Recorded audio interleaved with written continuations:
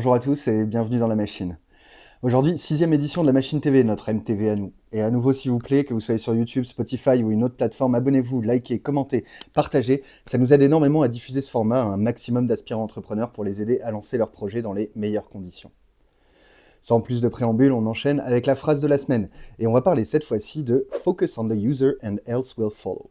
Comprendre, concentre-toi sur tes utilisateurs et tout le reste viendra. Qu'est-ce que ça veut dire ?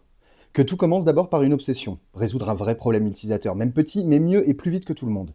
Quand tu alignes ton produit sur les galères et les routines, ainsi que les frustrations réelles de ton utilisateur, tu déclenches un effet boule de neige super utile. Rétention, bouche à oreille, et une machine à cache capable de s'auto-alimenter.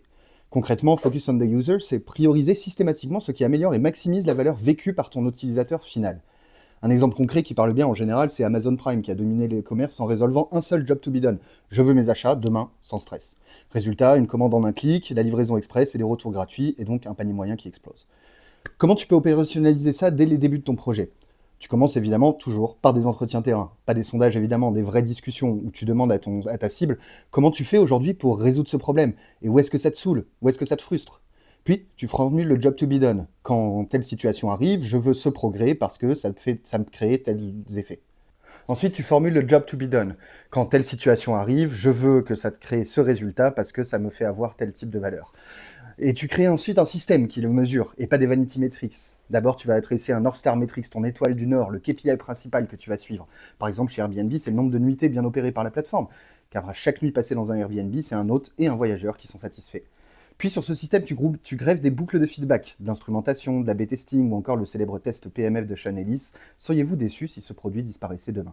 Et enfin, il ne faut pas oublier de réduire les frictions. Ton premier contact avec le produit, le premier contact de ton utilisateur, la première session, il doit percevoir une valeur immédiate, comme Slack qui te fait créer un canal en 30 secondes ou Superhuman qui t'emborde en one-on-one.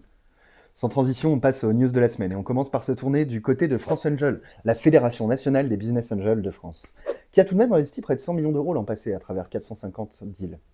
Récemment, elle a tiré l'alerte sur l'article 3 du projet de loi de finances 2026 et notamment sur la taxe envisagée sur le patrimoine financier ciblant les holdings en particulier.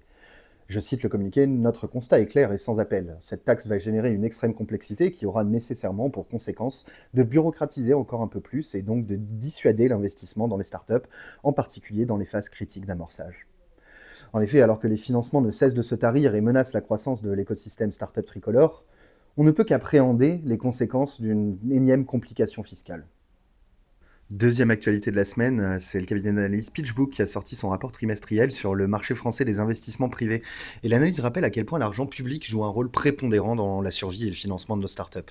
En effet, l'Europe, à travers le FEI et le gouvernement, via BPI France, sont de très loin les deux principaux financeurs des fonds d'investissement français, avec des enveloppes confiées à respectivement 28 et 25 fonds d'investissement.